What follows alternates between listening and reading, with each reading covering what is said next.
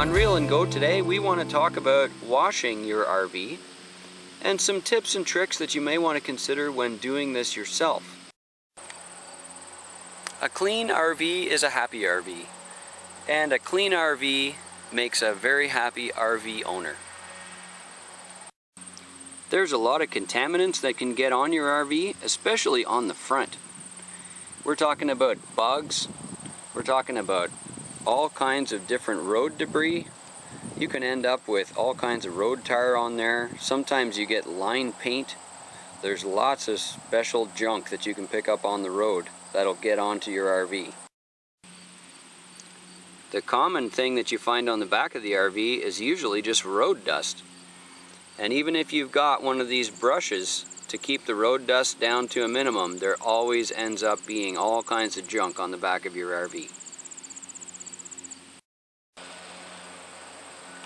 Don't be surprised if you see all kinds of tree sap on the top of your roof either. When we park in those fantastic spots where there's lots of shade, it's not uncommon to have all kinds of tree junk, sap, dried leaves, and lots of other debris on the roof as well. But that's not the most important thing to me. The number one reason why I like to wash my RV is actually knowledge. When you spend some time with your hands on the paint, you get to know the ins and outs, the ups and downs, every single joint, every single crack on the outside of this vehicle. And to me, that's the most important thing. When you're washing the side of your RV, you can see right away how the seals are on every single one of your access doors. You get a first-hand look of how it's going with the window seals. You even get to check out the front end and make sure that your headlights are in good shape. And make sure that you don't have any cracks in the grille, or that the rad isn't plugged, or there's debris inside. Washing your RV is a perfect time to check how your tire tread is doing.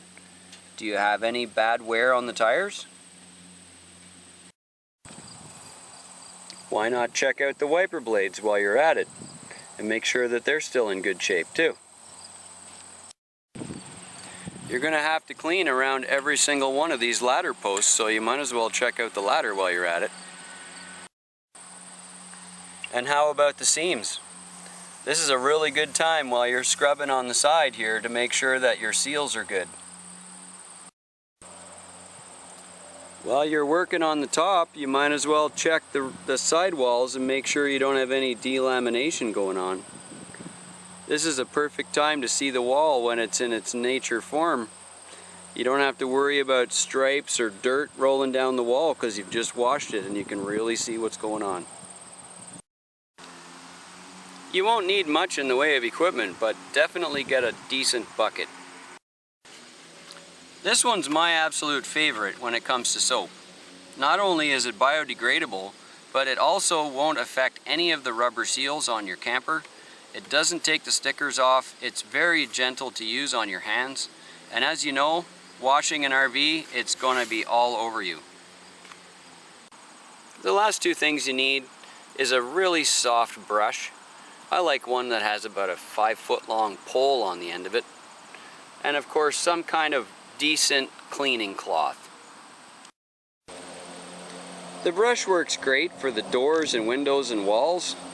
But when you get up into the cab corners, you're going to have to just get in there with your hands and use the cloth. The cloth will do well also on all of your wheel covers. So when is the best time to wash your RV?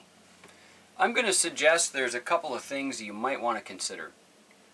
When you take a really long trip, the unit is going to be covered in road debris and bugs at that time. And that's a really good time right after a road trip to get at it with the cleaning materials so that you can get all of those bug acids and road junk and tar off of the machine as fast as possible. That will help save your finish. I would also say you should probably wash it right before it would go in storage. For those of us who live up in the north or have seasonal use of our RV, using the RV in the summer is a great thing, but there's a lot of preparation to do before you can put it away for the winter season. Washing the RV then is really important, and it does two things. It will first allow you to look at the entire RV and make sure that it's in great condition when you put it away. If you notice things at that time that you should repair before the next driving season, that's a great time to make a list of the things that you notice while you're washing the machine right before you put it in storage. And I would also suggest that the best time to wash your RV is actually in the rain.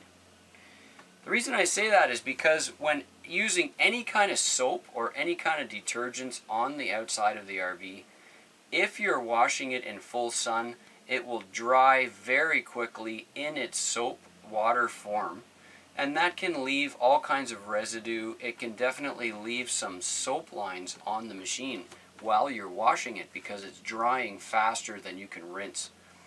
Washing the machine in the rain not only allows you to be away from the sun, because it's got to be cloudy, but it also means that there's enough moisture in the air already so that as you're washing, the soap's not drying onto the exterior of the RV. So you're going to get wet anyway. Anyone who has ever tried to wash down the panels, the tall panels on an RV, will know that you will get wet. Finding a nice warm day where it's probably going to rain, I would suggest is your best time to wash the RV. I hope you enjoyed this video. Thank you very much for following Reel and Go. Please whack the subscribe button right there, and we hope to see you on the next one.